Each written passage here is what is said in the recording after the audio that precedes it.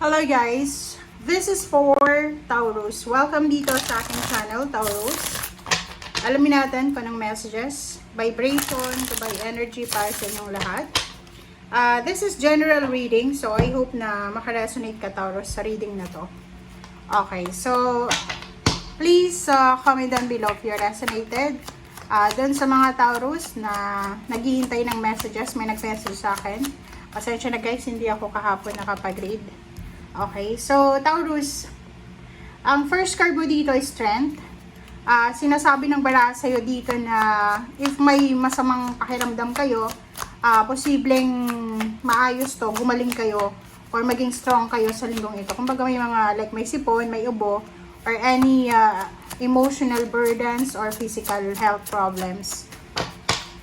Possible na maayos ito. Ma-solve ito, okay, sa linggong ito. Okay, 7 of Pentacles. If you're waiting for a lump sum of money, bonuses, payments, payouts, sinasabi ng barahan na you need to be patient. Okay, next is the Moon. Huwag kang matatakot, okay, don't be afraid sa kung ano man yan na hinihintay mo. Huwag kang matakot kasi parang yung iba ditong Taurus, you're waiting for parang salary increase, parang confirmation, development ng kung ano man na hinihintay mo, and sinasabi ng baraha sa'yo na natatakot ka. Don't worry guys, kasi there's a hierophant here. So sinasabi na may posibleng tao, may individual dito na posibleng makakatulong sa'yo. Maybe this week or next week or sa January. Ay yung taong yan ay matutulungan ka. It's either offering for a new job or posibleng makakatulong siya sa'yo para sa mga choices and options mo.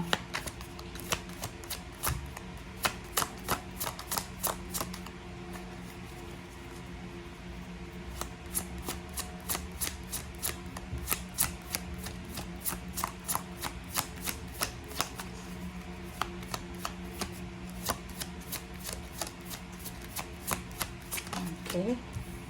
So, number 22, Hierophant. So, nakikita ko sa'yo dito na mayroong options, yun nga, may choices ka na posibleng pagpipilian. Same with the Capricorn. And, kailangan mong pag-isipang mabuti to. Kasi, normally, di ba, alam natin yung ugali nyo na, yun nga, medyo natatakot kayo or pag hindi nyo alam kung ano yung gagawin, i-reject nyo. So, sa linggong ito, maybe this is job offer, maybe relationship or collaboration or anything na i-offer sa'yo. Huwag mo munang i-reject ha. Huwag mo munang, kumbaga, tanggihan nang hindi mo alam. So, i-research mo siya. I-research mo, ano ba ito? Ano ba yung makukuha ko dito? Sino-sino ba yung makakasalamuha ko dito? Ganyan-ganito. Okay? Taurus. Yung message nyo, tsaka Capricorn, pareho lang. Pero sa Capricorn, meet siya. There's a love life. Sa'yo, health, money, family. Emotion meron din, pero more on money ka. Tatakot ka para sa pera. Baka hindi na dumating yung perang hinihintay mo.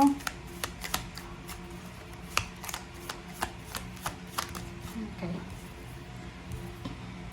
Diba?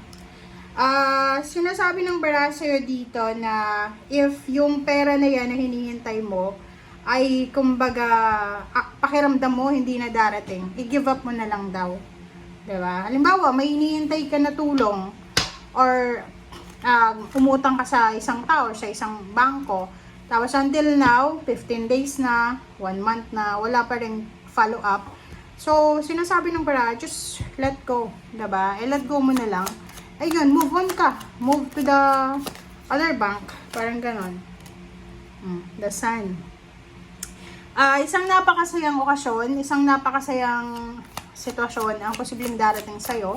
So, Pasko, New Year, mga celebration, Christmas party, kasal, wedding anniversary, or kano pa man. So, nakikita ko sir dito na by the end of the second week, going to the first month of 2026, wala ka namang masyadong aayusin, poproblemahin kasi nasa celebration mode ka. Kahit wala kang pera, wala kang masyadong plano, you're happy. Nakikita ko sa'yo dito. Tama yun. Kasi there's a time for everything eh. Diba? Ecclesiastes 3:19. Tama ba yun?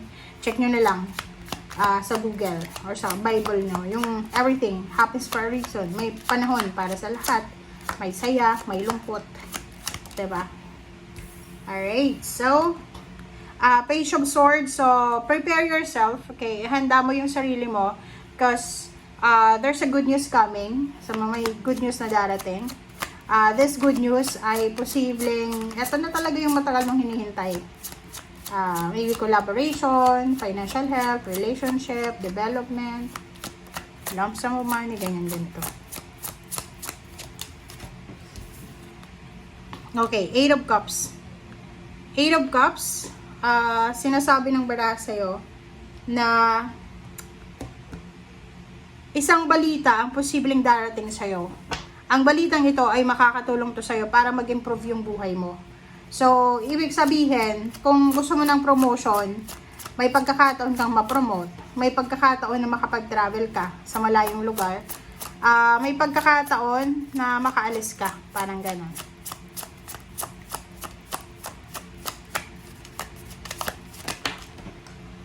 Okay, High Priestess. Pero sa ngayon, naka-hidden pa siya. Ibig sabihin, plus yung devil na to is Capricorn, reverse siya. If you're really related sa isang Capricorn, same sign mo siya na earth signs. Pero ang sinasabi ng baraha, kung ano man tong travel plans mo, dapat hindi mo siya kasama. Dapat hindi mo sinasabi sa kanya yung travel plans mo. Dapat hindi mo rin sinasabi sa kanya yung good news mo. Bakit? Kasi yung the devil dito, sobrang manipulative siya. So, kailangan mong umiwas sa Capricorn, sa any person na alam mo, diba? Na alam mo na hahadlangan. Diba? Tingnan mo siya. Sabi ng baraha sa'yo dito, ihanda mo yung sarili mo. Kasi may pagkakataon ka na makapag-ipon ng pera. Okay? So, like, pwede kang magtrabaho sa ibang bansa or kung nasa ibang bansa ka na, posibleng makatagpo ka ng tao talaga na tutulungan ka para makarecover ka sa finances mo, makahanap ka ng trabaho, pwedeng kapwa Pinoy or relatives.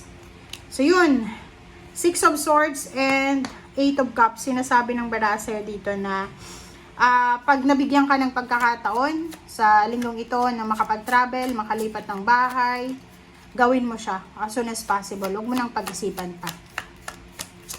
Okay?